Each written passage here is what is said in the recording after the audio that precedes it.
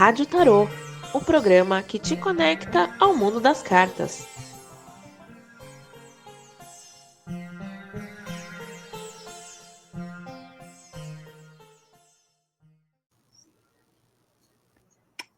Oi, gente, tudo bem com vocês? Sejam todos bem-vindas, bem-vindos e bem-vindos ao Rádio Tarô. Meu nome é Diana, eu sou taróloga há uns anos aí, junto das minhas parceiras aqui de jornada, Andréia e Jéssica, mais conhecida como Tarolística. A gente vai explorar o vasto mundo do tarô e das cartas, né? Então, por isso que a gente criou essa rádio, para a gente poder falar de vários assuntos, enfim, tudo que possa ser conectada aí ao mundo das cartas, né? Antes da gente começar a ir para o tema de hoje, que é o passado versus presente, eu queria que vocês, meninas, se apresentassem, falassem um pouquinho de vocês, né? Por que vocês estão aqui hoje, enfim. Andréia, ordem alfabética, né? Olá, caros ouvintes, sejam todas e todos bem-vindos. Eu sou a Andréia, eu sou uma estudiosa do tarô, estou aqui por isso, porque, como estava comentando com as meninas antes mesmo da gente começar, que é algo que mexe com tantos sentidos, né? O sentido intuitivo, o sentido intelectual, o sentido imagético, que é muito difícil largar. Então, eu acho que definir apenas como hobby a minha relação com o tarô é um pouco pequena, então eu diria que a minha relação de tarô é de estudo e que eu sou uma grande estudiosa do tarô, do baralho e da cartomancia no geral. Legal, Deia, legal. E você, Jéssica? O que você pode contribuir assim para a sua apresentação nesse momento? Então, eu tenho uma relação com o tarô já há bastante tempo. Opa, esqueci a minha apresentação, né? Esqueci de falar oi para os ouvintes, para as ouvintes, mas, enfim. Oi, pessoal. Eu sou a Jéssica, tarolística, e a minha relação com o tarô já é bastante antiga. Eu sempre fui muito curiosa sobre as cartas, e acho que a minha vontade de estudar, entender um pouco elas, veio por causa da literatura. Então, né, o tarô sempre aparece na literatura. Por exemplo, com Machado de Assis, tinha um romancezinho desses adolescentes, assim, daquela coleção Vagalume, chamava Ameaça nas Cartas. Ameaça? Como era? Alguma coisa com as cartas de tarô, não vou lembrar agora o nome do livro. Mas aí eu acho que eu comecei a ficar curiosa, assim, de o que essas cartas podiam trazer pra gente. E aí comecei a estudar e tal. Tarô entrou e saiu da minha vida várias vezes, até que eu cheguei aqui no Taroando em 2020 e cá estou. Já tem estudo, 2020, 3 anos, né? 3 anos. Ai, gente, antes de tudo, eu queria agradecer vocês pelo convite, né? De vocês estarem aqui. Vocês são minhas parceiras assim de tarô e assim eu confio super e sei que, né, vai ser uma troca muito rica assim o que a gente pode produzir aqui nessa rádio. Então eu queria agradecer vocês, né, por estarem aqui comigo hoje, né, nessa parceria também. Bom, voltando para o nosso tema, para começar hoje, esse é o primeiro episódio, né, da rádio. Então assim a gente focou num tema que a gente estava discutindo bastante, que foi essa questão do contexto do tarô em tempos passados e o tarô em tempos presentes. O que mudou, né? O que muda? A forma que a gente lê o tarô hoje não é a mesma forma que a gente lia o tarô no passado, né? Quando ele foi lançado. Né? O contexto mudou, as coisas estão muito diferentes, assim, principalmente em relação a relacionamentos mesmo, né? Então, assim, a gente tem muito a falar sobre isso, sobre essa mudança de como o tarô foi lançado, como ele era trabalhado no passado, com como ele é trabalhado hoje no presente, né? E depois de falar sobre isso também, a gente vai sortear um arcano para fazer uma análise assim em conjunto. A proposta é a gente trouxe cada um tarô diferente, um deck de tarô diferente, para a gente explorar essas diferenças e simbologias que tem presente em cada um, porque eu não sei se todo mundo sabe ou conhece, ou tem esse conhecimento de que os decks eles são diferentes, eles trazem alguns detalhes que eles se diferem entre si, né? É claro que a gente pode considerar que o tarô de Marsella, por exemplo, e o Rider, eles são, creio que assim, para quem está começando a estudar, são os melhores decks, porque eles trazem a simbologia arcaica, né? De quando o tarô foi lançado. Mas existem outros decks que fazem uma adaptação, né? E aí a gente trouxe cada um deck, nós vamos fazer alguma análise de um arcano que a gente vai sortear aqui na hora para trazer esses contextos assim, né, entre decks. Então, para começar, eu vou convidar aqui as minhas parceiras, né, para a gente começar essa discussão, né, desse contexto que eu falei da leitura do passado e a leitura do presente. Assim, para vocês, meninas, o que vocês acham às vezes, assim, como dificuldade, o que vocês podem trazer com essa diferença, com esses contextos entre passado e presente? O que vocês acham que é difícil, que é relevante ser, né, dito aqui hoje? Assim? O que vocês acham? Assim?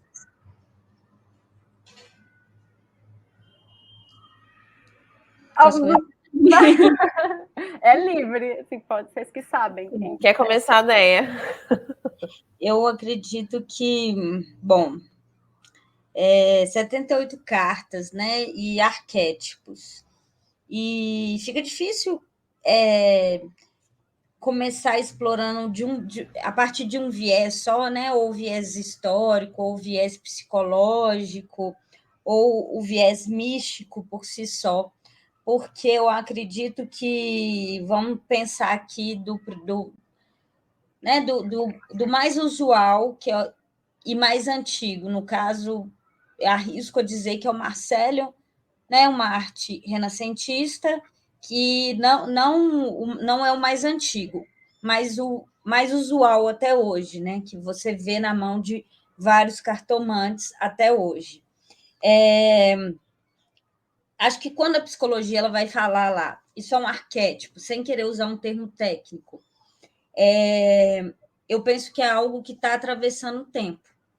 Então, eu começo falando que o tarô, né, ele tem especificidades que atravessam um tempo, sim, né? Não que são atemporais, porque tem coisas na arte de cada uma que são específicas do tempo que ela foi criada, mas que atravessa o tempo, como, por exemplo, essa construção de símbolo.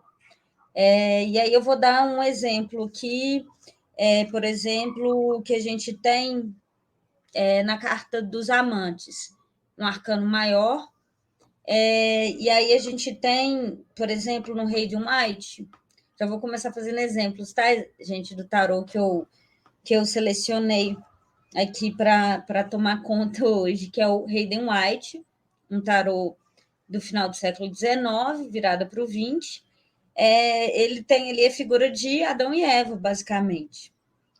E aí a gente, mesmo que, né, historicamente a ligação é Adão e Eva, a figura do homem e da mulher como amantes, né, ou de duas pessoas enquanto amantes, de um casal como amantes.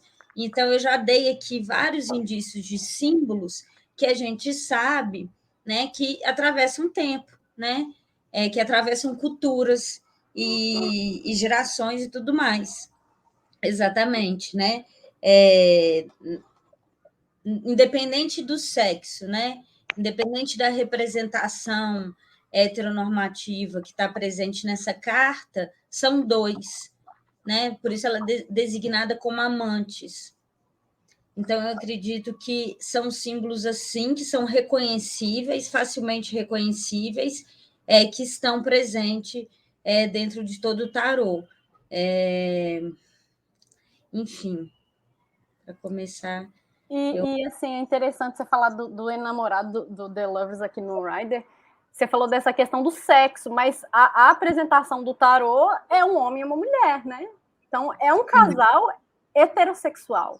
E assim, muitos clientes, principalmente no taroando, não é casal heterossexual. Aí a gente tira, né, o enamorado e já faz essa mudança assim do contexto de um casal hétero, no caso da carta do Tarot Rate, mas, né, na prática, assim, é só uma representação mesmo de um romance, enfim.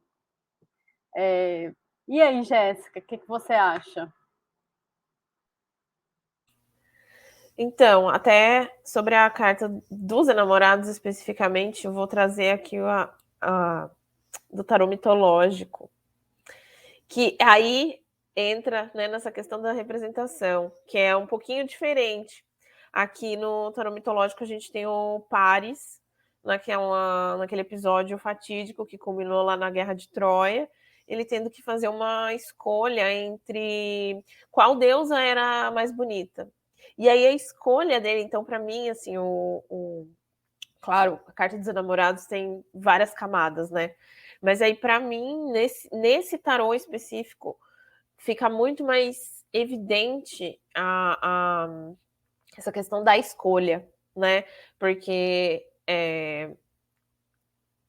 a consequência, né? Toda escolha tem uma consequência. Então, ele escolher qual era a deusa mais bonita, ele ia ter um prêmio diferente e ia ter uma consequência diferente. Daí, enfim, se ele tivesse escolhido outra deusa, talvez ele não tivesse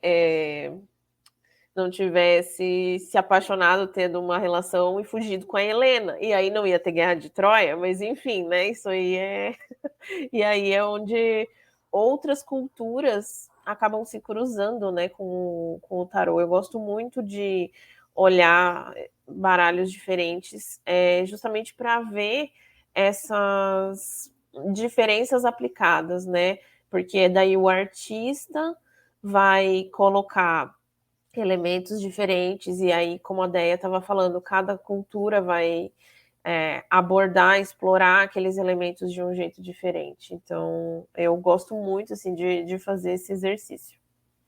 Você estava falando do tarô mitológico. Eu conheço pouco do tarô mitológico, na verdade. Então, assim, quando você apresenta ele, eu fico até, né, os ouvidos assim, mais porque eu conheço pouco. Mas aí me veio na mente o tarô de Marsella, a questão da dúvida também no tarô de Marsella em relação ao namorado, ela é muito presente, né? Porque no tarô de Rider não tem essa conotação. A gente vê o casal, como foi dito, mas no de Marsella a gente vê o casal, mas naquela postura de escolha, de dúvida, qual o caminho certo, né? O caminho que alguns tarólogos usam, o caminho da razão, o caminho do coração, porque é para onde o Cupido está apontando, né? Eu também não estou com o meu tarô de Marsella aqui, mas, né, ele tem essa representação muito viva da dúvida, né? E outra questão assim também que eu vejo muito nesse contexto de passado e presente em outro arcano, que é o Papa, né? Quando a gente fala o Papa, a papisa, né, vem essa questão da religião. O Papa é uma figura, né, representante da Igreja Católica, e como quando a gente tira o Papa, ainda que seja, né, hoje assim, esteja num contexto bem diferente, religioso também, a gente sempre aborda esse lado espiritual, esse lado, né, mais de valores, e tem essa questão da fé também, né? Talvez não tanto ligando mais a fé cristã católica, mas ainda assim nesse contexto do Papa, né? Para mim é uma das cartas que toda vez que eu tiro me vem toda uma história na cabeça, me vem algo assim bem tradicionalista ainda. Inclusive um exemplo de tiragem que eu fiz recentemente, uma pessoa, eu perguntei sobre a pessoa e sobre o perfil dessa pessoa, e o Papa surgiu.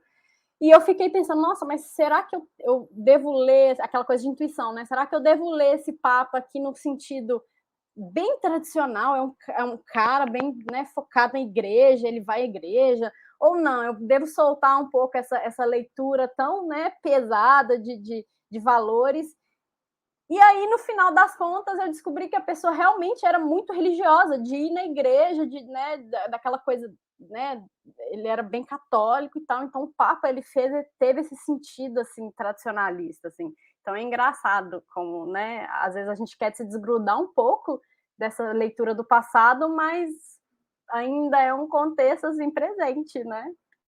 Eu posso acrescentar uma curiosidade também, o Hayden White, quando ele vai fazer, ele muda o nome, né? De o grande sacerdote, como que é no Tarot de Marselha? Tem o Hierofante, o Papa e o grande sacerdote, é né? White. É. E no Marselha, acho que é o Papa, né? Isso. Tem a Lapícia e o Papa. Ele Isso muda mesmo. para Hierofante. E a Hierofante já tem mais carrega, né, um significado mais de quem, mais do que essa ligação só de autoridade, que o Papa é um autoritário, uma referência muito mais, não só religiosa, né, política também. E aí o hierofante, na verdade, as pessoas procuram o hierofante para fazer a conexão com o divino. Então, na verdade, ele está entre o céu e a terra, né? Não necessariamente existem culturas que hierofante não é uma pessoa, é um lugar. Então, existe essa mudança também, né? Que eu acho que me parece que o Hayden White tinha uma implicância, eu acho que com a cultura cristã ali, e ele quis cutucar, né? Ele quis trazer mais uma carga universal para esse arcano, para o tarô no geral, talvez. Você falou uma coisa interessante, né? Essa conexão porque na leitura cabalística tem essa conexão da terra com o céu, né? Porque assim, o imperador ele traz a questão material, que é a representação do homem mesmo, um representante dos homens. E já o Papa, ele é o representante espiritual, né?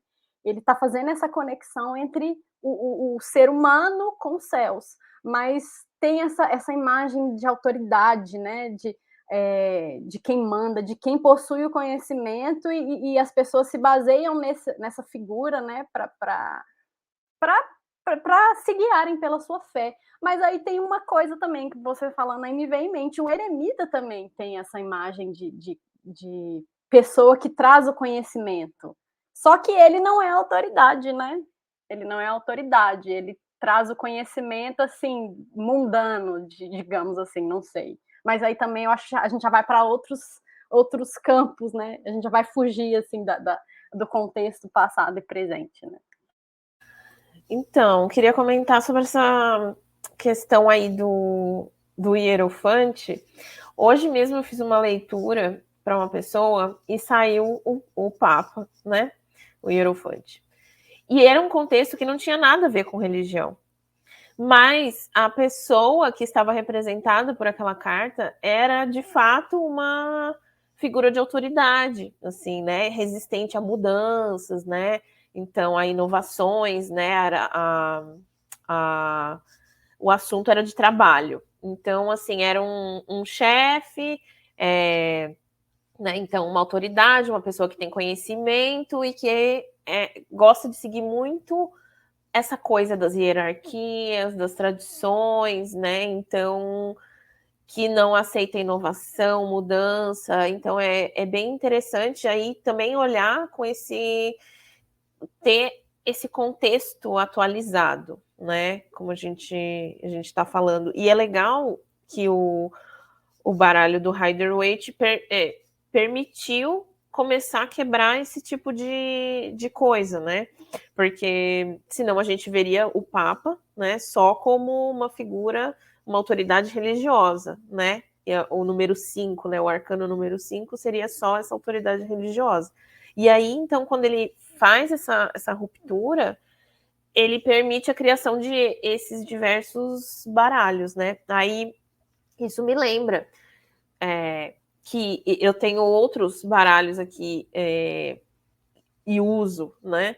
Que são inspirados no Rider-Waite, e daí cada um tem uma cultura diferente. Os de cultura pagã, aí eles mudam, né? O Papa não existe, né? Tipo, existe, mas ele é o hierofante. A papisa também é sacerdotisa.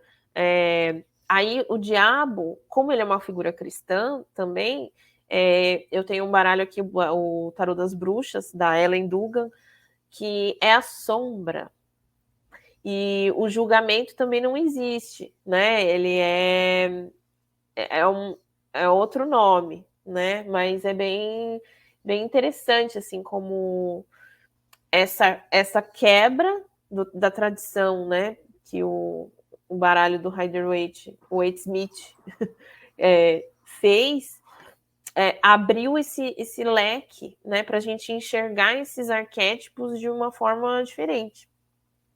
Você falou do diabo, eu até tinha tirado ele aqui, porque é outra que também a gente sempre vai cair nessa discussão, né? O diabo, porque muita gente tem medo de diabo, porque imagina se o diabo, aquela figura religiosa, né? Que é magia, e assim, é batata. Se eu tô numa consulta e tiro o diabo, a pessoa já faz aquela cara, e é algo ruim. E assim, às vezes quem tá tirando nem é religioso, é ateu, até, mas ver o diabo e falar, né, é algo ruim. E não é, né?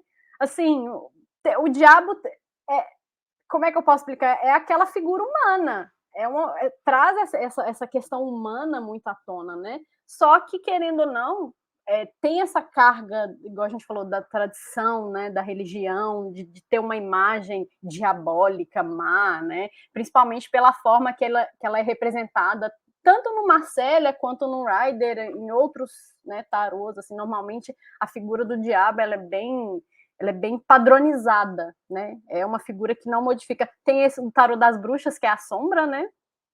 Mas ainda assim tem mostra essa ai, como é que eu posso falar? Capta essa essência assim mais diabólica, mas que na verdade não é diabólica. Ela está trazendo algumas características do ser humano que às vezes pela igreja por muito tempo foi considerado um tabu.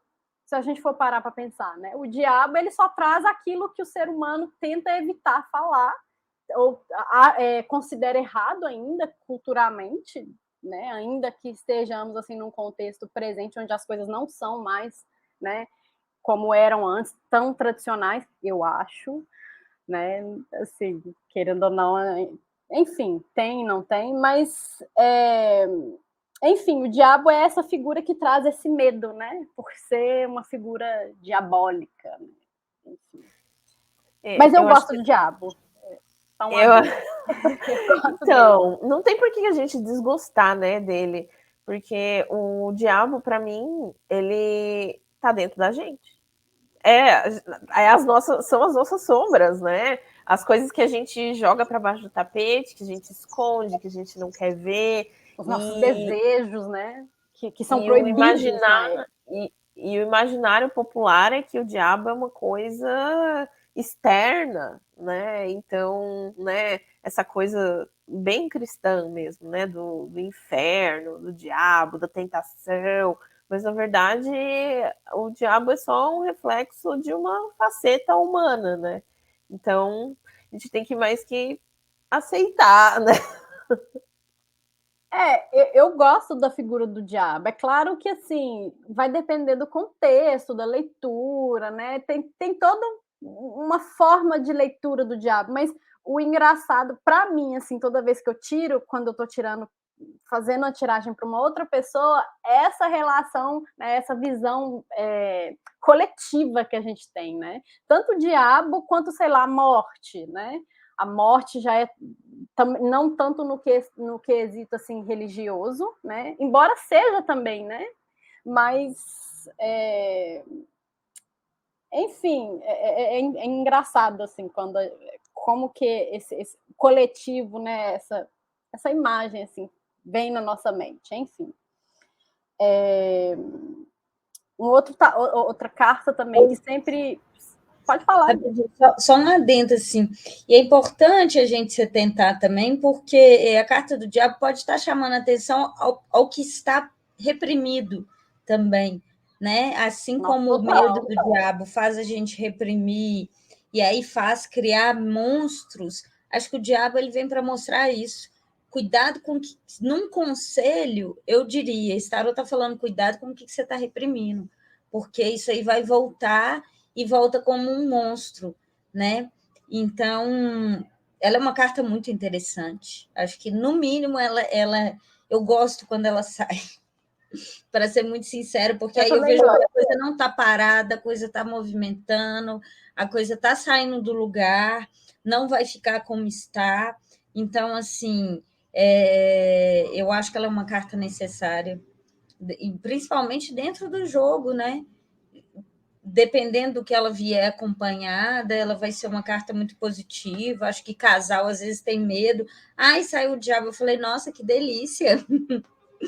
Né? Porque, né, por um lado, ela pode trazer vários conselhos, como esse que eu falei, né? Não tema esse diabo que você está criando.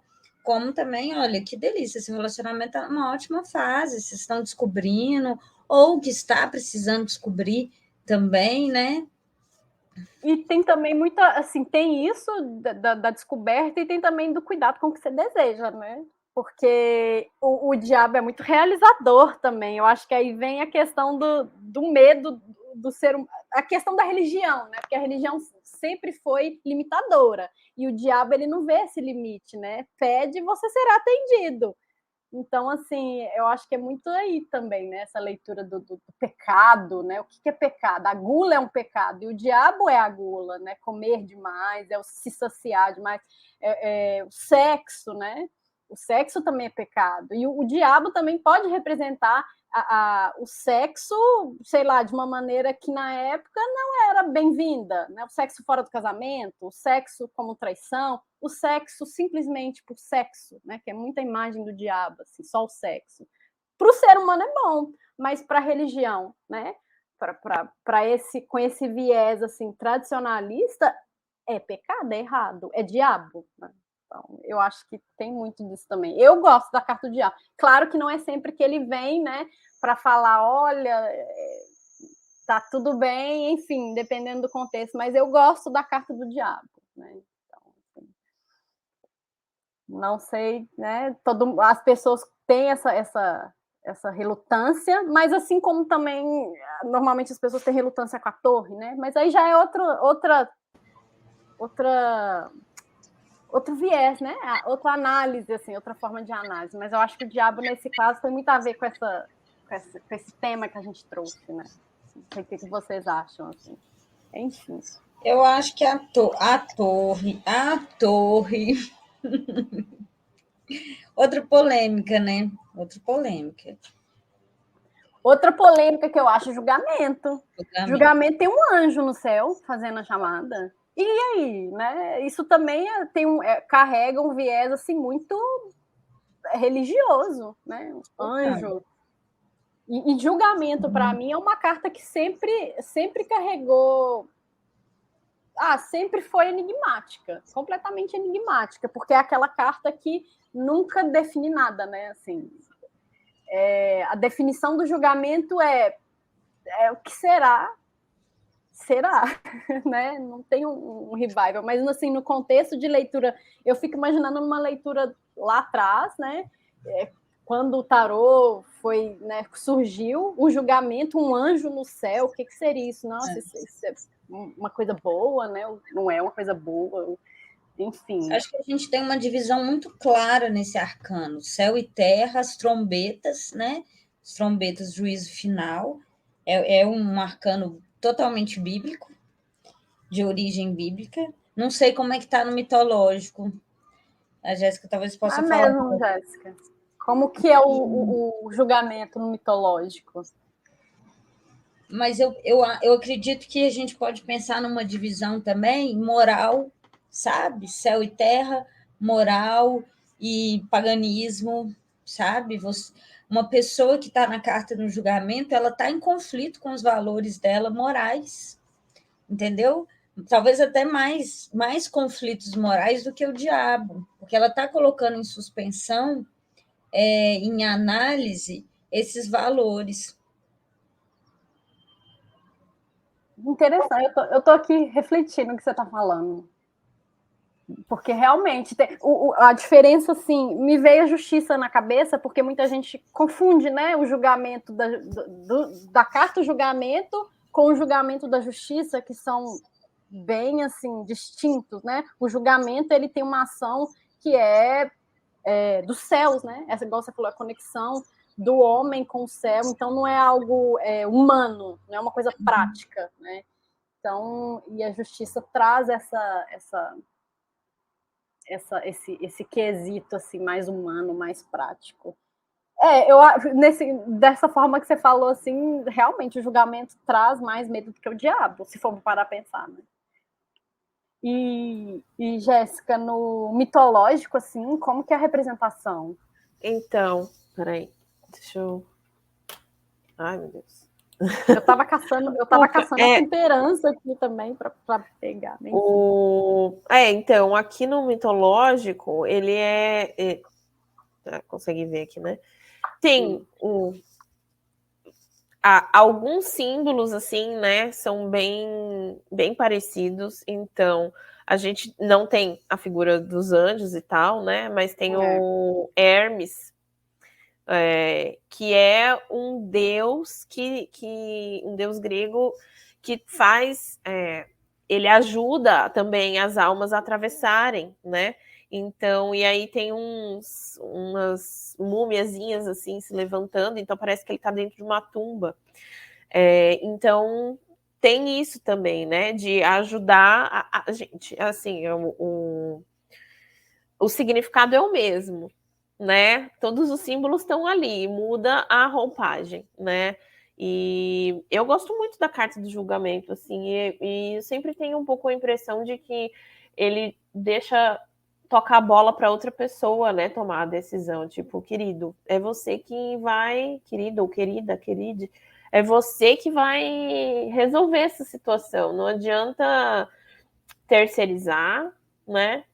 Não adianta ficar esperando, porque enquanto você não resolver isso, a situação não vai mudar, né? Então, para mim, o julgamento é muito isso, assim, tipo, separar o joio do trigo, né? Então, às vezes, é muito mais desafiador mesmo, né? Tomar essa decisão do que... É muito mais assustador do que o diabo, do que a torre, né? Porque a torre só vem, você aceita, né? Agora, a roda da fortuna também, ela passa assim, em cima de você, te atropelando. Agora, o julgamento é tipo, né? Então, a torre vem e leva, né? Todo mundo morre de medo da torre, mas ela vem e leva num contexto. Acho que a torre, talvez no contexto passado, presente, futuro, não, passado e presente, que é o nosso tempo, talvez seja a que menos, né, vem assim de uma forma distinta, né, entre essas fases, porque a torre é a torre e não tem muito o que comentar, né? Assim. Mas eu sempre me pergunto se o Hayden White ele estava pensando na Revolução Francesa, na queda da Bastilha mesmo, porque tem uma coroa caindo, gente, na torre. Então, assim, ela é ruptura total. Pode ser, né?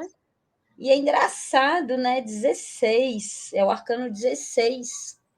Então, assim, que né, se a gente for pensar ali na França, mas enfim, é um devaneio, tá?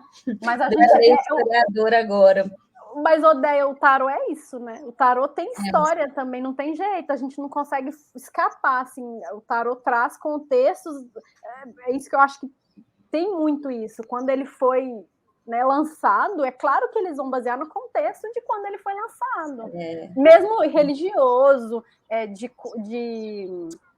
costumes da época. Então, assim, por mais que a gente fale, não é isso não, mas igual hoje mesmo eu vi uma discussão no Twitter, alguém perguntou do arcano 5 de ouros.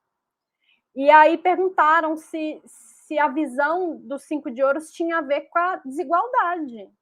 Porque a imagem do 5 de ouros no Rider é, né, as pessoas fora da igreja em estado de pobreza, né? Está faltando algo, a escassez de algo, mas a gente consegue fazer essa associação a desigualdade, né? Os que estão dentro da igreja, eles recebem mais, os que estão lá fora são aqueles que não, né, não conseguiram se estabilizar socialmente, enfim. E eu fiquei pensando nisso também, né? Quando, no contexto do tarô, ou mesmo hoje, assim, será que se eu tirar os 5 de ouros hoje, dependendo do contexto que a gente está fazendo essa tiragem, a gente consegue fazer essa leitura de desigualdade, né? Por que não? Porque ele transmite também, né? Cabe lembrar que a vidraça ela é uma carta que mexe muito comigo, ela me angustia, né? Primeiro por causa da escuridão que ela traz, mas cabe lembrar que lá dentro a gente tem algo vibrando e tem o ouro. Então, essa carta traz uma dualidade mesmo, traz um contraste mesmo. E outra que eu tinha tirado aqui também, que a gente estava comentando dos anjos, julgamento e tal, foi a temperança, né? Temperança é outra carta também que traz essa imagem do anjo com as asas, né? E sei que hoje, assim, quando a gente faz a tiragem da temperança no jogo, não é sempre que vem essa análise da representação desse anjo, né? Muitos tarólogos falam da questão dele ser uma figura sem sexo, né? Pela igreja, anjo não tem sexo, enfim. Mas não é tão trabalhado assim hoje, né? O fato dele ser um anjo, enfim. Ela é tão purinha, essa carta. Assim. Temperança, né? Ela tá dando temperança. Ela dá até um pouco de tédio, tá tudo ok. E eu vou falar, eu gosto dela, porque assim, é aquela carta que fala assim, minha filha, calma, né? Que é o que usualmente a gente já olha e fala, mas é um anjo. E qual que é a representação desse anjo, assim? Num contexto passado, num contexto presente, é uma figura de um anjo. Ele tem asa, ele, né? Enfim, qual que é a representação desse anjo aqui, né, na temperança? Assim? O anjo, ele tá sempre, ele é o mensageiro de Deus, né? São os mensageiros de Deus, aquele que vai trazer as boas novas, né? Tanto os anjos quanto os querubins, todas essas figuras aí bíblicas, é aquele que vai trazer as boas novas. Então, ele ensina, né? Ele traz os elementos. A taça, a gente sabe que é representada no tarô pelas emoções, e a água, né? Que também são essas emoções. Então, ele está ensinando, mas tem uma alquimia, né? Ele não está simplesmente trazendo algo, ele está ensinando a manipular essas emoções, o que está ali, o que tem que ser manipulado. E num contexto assim do passado, essa alquimia, talvez até assim no tarô das bruxas também, né? Essa imagem do anjo não seja um anjo, mas esse foco na alquimia, né? Na magia também. A temperança traz muito isso, né? Enfim. E outro anjo também não é namorado, que a gente já falou, né? Tem a figura do anjo também, né? Inclusive, parece que é a mesma, dependendo do deck, é a mesma figura que se repete, né? Na temperança, no enamorado, no julgamento. Então, igual a gente falou, né? O tarô, ele vem desse contexto religioso muito de cabo a rabo, né? Assim, essa imagem angelical, né? Divina, enfim.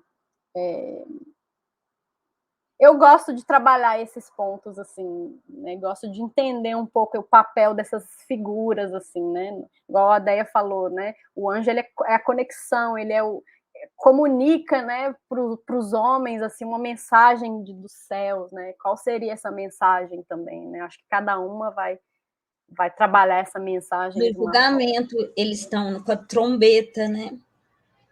Também fazendo as anunciações. Tu vens, eu já escuto os sinais. Só que na temperança.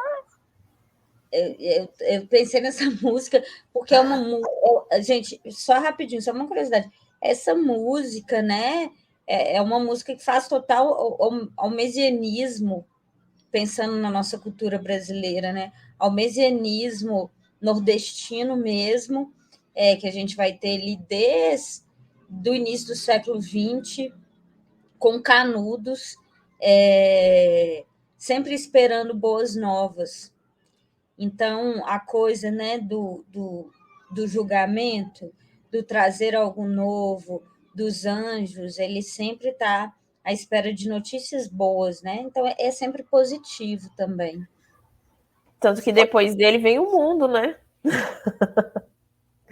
É verdade. E o mundo também traz essa figura no centro, né? Tô caçando aqui o mundo. Devia ter colocado o tarô em ordem, mas a besta que deixou tudo misturado. Mas é isso mesmo. Traz a imagem do mundo depois, que fecha. Ai. Isso aí. Na verdade, olha lá, as figuras dos anjos estão em torno do ser, né? Da mulher nua. Legal. Mais alguma observação, algum arcano que vocês queiram trazer, comentar, assim, que cabe nesse passado presente, ou alguma geral? Já que a gente comentou dos arcanos menores, eu gosto muito de como as figuras da corte foram mudando também, né? Apesar de ainda ter aquela estrutura, né? Ai, pajem, rei, rainha, cavaleiro, mas como a leitura dessas figuras foi mudando. Eu não sei se vocês vão lembrar, provavelmente lembram, né? Que vários anos atrás era tipo, rainha de sei lá o que é sempre é uma mulher de cabelo dessa cor e não sei o que, não sei o que. E como isso foi mudando um pouco, né? Em todos os manuais, livros de tarô vinha com essas indicações, assim, né? E aí, como agora, né, mais recentemente, assim, com essa, né, essa pegada do tarot terapêutico e tudo, a gente olha mais para o perfil dessas figuras da corte. Então, como eles agem, né? Como seria a rainha de espadas, o rei de paus no nosso mundo moderno, né? Como eles agiriam? Qual é o perfil dessa pessoa? Então, daí a gente eu gosto muito de atualizar, principalmente essas figuras, assim. Porque daí a gente pensa, sei lá, o rei de ouros é o CEO, é o dono de uma empresa, né? O pajem de ouros é o estagiário, né? Então, tipo, porque daí a gente já consegue puxar todas as características, assim, dessas pessoas, né? E claro, né? O rei não é sempre um homem, a rainha não é sempre uma mulher, né? Porque a característica ali psicológica, as atitudes, né? Que vão ser parecidas ali com aquela rainha ou com aquele rei, né? Então não importa gênero, né? Enfim. E também sempre, você falando aí, foi me vendo aqui, que muitas vezes também era o rei de espadas. O rei de espadas é sei lá, o senhor. Sei lá, sempre tinha um exemplo muito pronto, né? É o homem que manda na mulher, sempre aquele machista, autoritário. E assim, a gente sabe que o rei de espadas é uma figura mais, né, mais rígida, mais robusta, mais fria. Mas mudou esse contexto, né, de rei de espada ser o homem autoritário. Embora às vezes nas minhas tiragens ainda vem essa leitura bem tradicionalista, assim, nossa, tem um cara aqui, mas já tiveram momentos que tirou, sei lá, saiu um rei de ouros e não foi bem um homem, né, um homem do senhor de terras, fazendeiro, né, sei lá, não sei, mas isso que a Jéssica falou é interessante, tirar um pouco dessa questão do gênero da corte, né, uma rainha, ela pode trazer essa energia da rainha, do desejo de ir atrás, tem essa sensibilidade, essa feminilidade, enfim, né, tem isso, mas não necessariamente é uma figura, né, um homem, não é o gênero, assim, isso é interessante também. Eu tento sempre trazer por esse lado também, não fazer tanto essa personificação, embora seja uma pessoa, embora também ela remeta, às vezes, uma pessoa, né? Dependendo do contexto, da tiragem, do que você está perguntando, né? Eu penso que quando a gente abre um pouquinho mão do simbolismo, né? Que aí já é uma carga mais do que você entende, da sua percepção, né? Às vezes o que o fulano entende como espada não é o mesmo que eu entendo como espada. E quando você carrega energia, né? Talvez a gente alcance mais. Igual você estava falando, né? A energia de uma rainha de ouros, né? Ela é uma mulher mais firme. O ouro é algo pesado, né? Algo que não é simples de carregar. É o rei de ouros. Eu sempre vejo, eu olho essa carta e falo assim, tá frio aqui agora.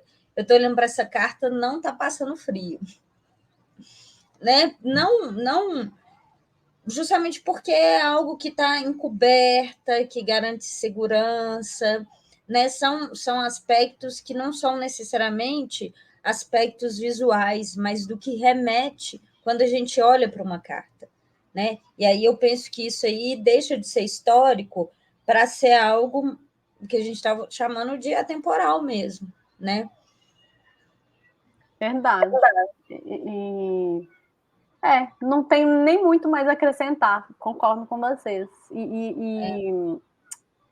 Não, eu fico aqui matutando, às vezes a gente já fez até alguma consulta hoje, eu fico lembrando da consulta, nossa, eu tirei o Rei de Ouros naquele momento, e isso tem tudo a ver com o que as meninas estão falando, que é a energia, né, a terra, né, quando sai Rei de Ouros, a gente tem que lembrar do elemento também que está cobrindo ali, né, enfim, é bom fazer essas análises, né, ter esses insights, assim. Acho que é isso, minha análise. Se vocês querem acrescentar alguma coisa, ou a gente pode ir para o sorteio, o que vocês acham? Mais algum arcano?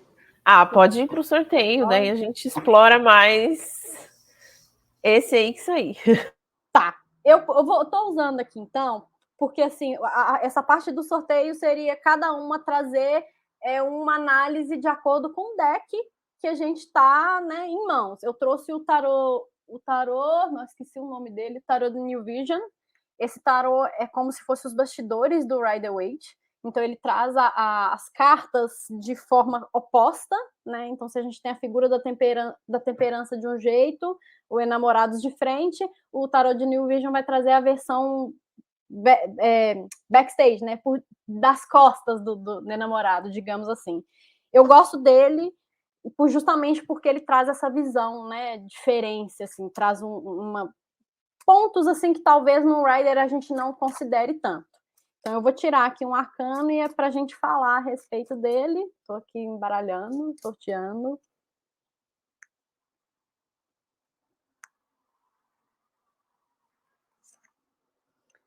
A gente já falou dessa também hoje, né? Como vocês podem ver, né? Para quem está vendo, para quem não está vendo, eu tirei a carta Mundo.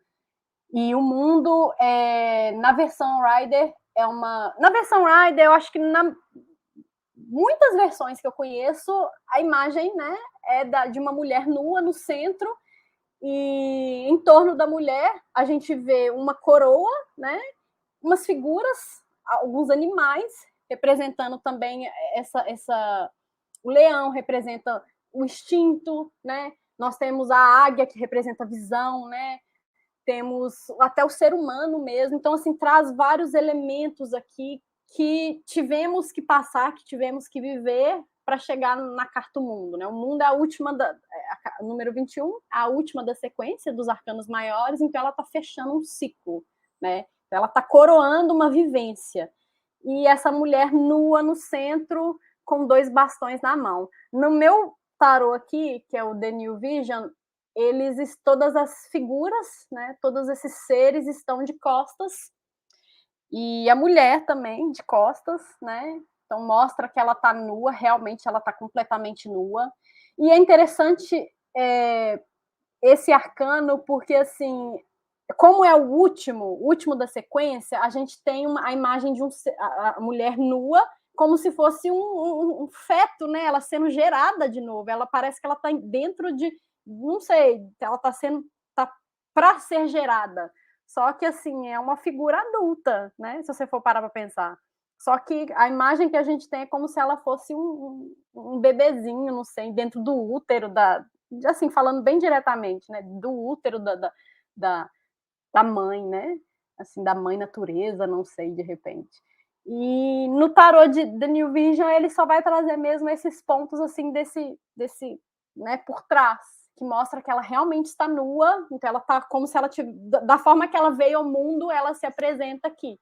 Então, é como se fosse o início e o fim, né? Porque o mundo já está fechando esse ciclo para entrar no novo ciclo.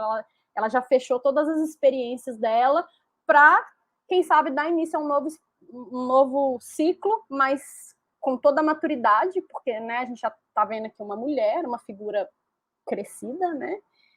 Não é mais um bebê, como a minha imagem, mas ela já teve as vivências, já teve tudo que... Ela já vivenciou aí os 22 arcanos para chegar até... Os 20 arcanos para chegar ao 21, né? Então, mostra essa imagem da mulher nua.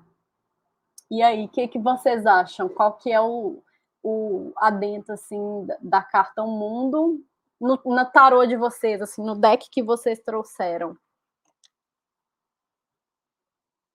Andréia, Jéssica, o que vocês acham? Quem quer começar, assim, com essa análise da carta do mundo? O que vocês... Eu vou puxar, então, com a carta da frente, né, do New Vision. É uma carta que eu adoro. Acho que todas nós mulheres adoramos essa carta, né? Acho que a mulher que não se empodera vendo esse arcano, ela precisa se empoderar com ele, porque...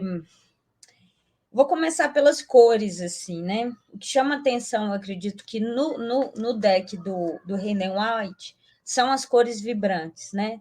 É lógico que teve várias edições, eu acho, se a gente for pensar que o século XIX ele é o século da imprensa, o século XIX é o século onde a gente começa a ter o boom de várias formas lá, né? A Jéssica, que gosta muito de literatura também, é quando a Virginia Woolf está no mercado editorial falando, olha, é o lugar da gente virar mercado. E aí o tarô não está indiferente a isso. O tarô ele entra nesse lugar e, graças a Deus, eu acho que isso que permitiu que a gente tenha um tarô aí tão fiel, igual o Hayden White. E aí o que me chama a atenção são as cores, o quanto abusa, né? A ilustradora, na verdade, abusa dessas cores quando ela vai criar. E aí a carta do louco, ela tem um amarelo, né, que a gente sabe que está representando a intensidade de emoção. O louco começa a jornada dele com uma intensidade, com uma carga emotiva muito alta, pronto para explorar. Ele quer desapegar, porque ele não sabe onde que ele vai, mas ele ainda carrega muita energia emocional.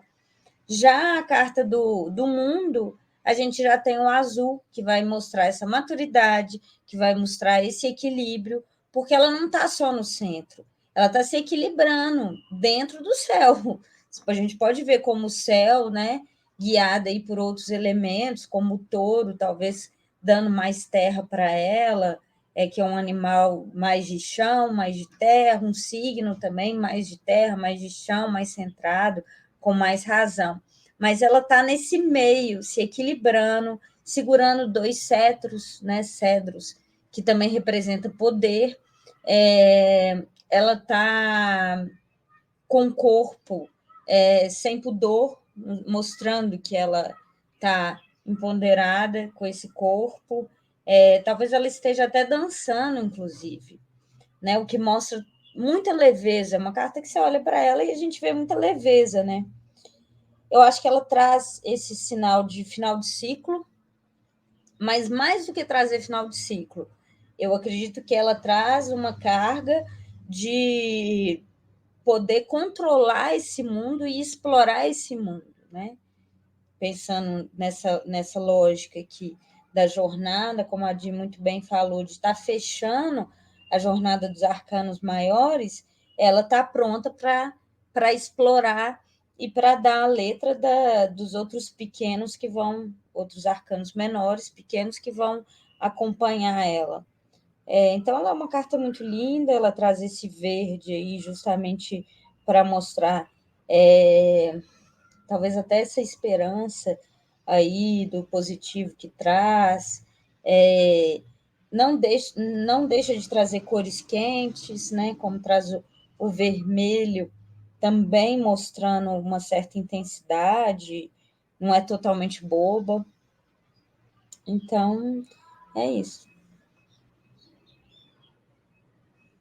Diga lá, Jéssica, o que você... Nossa, eu amo, assim, como todos os significados, tudo que a gente falou aqui, eles vão se complementando, né? E aí o mitológico vem de um jeito um pouco diferente. Ele traz aqui no centro da carta uma figura mitológica chamada Hermafrodito, que ele tem os dois sexos, né? Até, enfim, né? Essa palavra chegou até nós, né? E é o que? É um filho de Hermes, Herma, e de Afrodite, Frodito, né? Então, e aqui ele tem muito essa carga de ser perfeito, ser completo, né? Porque é uma pessoa, né, que tivesse ali, né, agora a gente sabe que, né, são questões genéticas e tal, né, que tem em si, né, no corpo os dois órgãos sexuais, né, masculino e feminino, seria uma pessoa perfeita, né, seria uma pessoa mais completa. E aí é isso que a Carta do Mundo no tarô mitológico traz, né? E aí em volta dele ele tem os 4 elementos, né? Aqui é um pouco diferente, não tem os animais, né? Mas tem os 4 elementos, então copas, ouros, paus, espadas, né? E aí o Ouroboros, né? Que é a cobra que engole sua própria cauda, né? Seu próprio rabo nesse ciclo infinito, né? Então, além de ele trazer um pouco essa questão de ser completo, pleno, né, realizado, assim, tem essa ciclicidade, né? Porque daí daqui a pouco, depois do nascimento, né? Como a Diana estava falando, a gente cai no louco, e aí o louco é um novo início, é como se o louco fosse o bebê que acabou de nascer, e aí a jornada, né, volta lá para o início. Então o mundo é o final, mas também não é o final da linha, né? Ela é um passo para algo que tem depois, né? Porque o tarô é cíclico, né? O louco ele é o 0 e é o 22. Então ele fica, né, fazendo essa jornada aí. Nossa, eu fiquei pensando aqui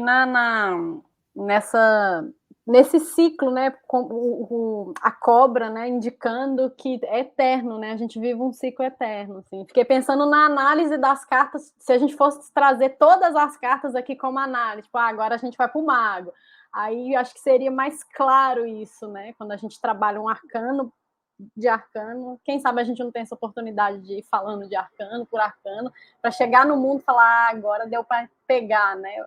O que seria esse fechamento para o novo início, né? Enfim, como já está chegando no fim, né? Passou bem rápido, estou vendo aqui o tempo. Queria agradecer todas vocês, né? Vocês duas. Queria agradecer quem está escutando, né? Que assim, enfim, foi um prazer estar aqui. Acho que a gente poderia ficar aqui mais 2 horas para falar, né? E é difícil a gente falar e focar só no tema que a gente trouxe, porque é tanta coisa, é tanto detalhe, é tanto tudo, né? E é uma discussão tão rica, tão, né? Tão intensa, tão bonita assim também, que eu gosto muito de falar tarô, é lógico, né? Como todas aqui. Mas é isso, eu queria agradecer vocês. Se vocês quiserem dar uma palavra final, que, sei lá, só para a gente fechar, algum comentário, Jéssica, Deia? Obrigada, Jéssica, obrigada, Di. É muito bom, acho que é uma conversa infinita, né? A gente ficaria aqui horas e horas, pena a gente não poder mais, mas espero estar sempre aí. Vida longa esse podcast. Vida longa. E eu queria agradecer também pelo convite, pelo bate-papo aqui com vocês duas. É sempre enriquecedor demais falar sobre tarô e ver outras visões, outras análises, né? E aí, e outros detalhes, né? Porque às vezes a gente fica com um olhar viciado e outra pessoa traz à tona outro detalhe completamente diferente. Então, isso aqui que a gente está falando, com certeza vai refletir depois nas nossas leituras futuras, né? Porque a gente vai internalizando cada vez mais, né, esse significado. O que mostra que o estudo do tarô é infinito. É verdade. Isso eu também tenho em mente. Enfim, é isso. Até o próximo episódio, né? A gente vai se falando e, enfim, quem estiver escutando, visita o site depois, taroando.com.br, visite as nossas redes sociais, né, que estão disponíveis. Enfim, até a próxima.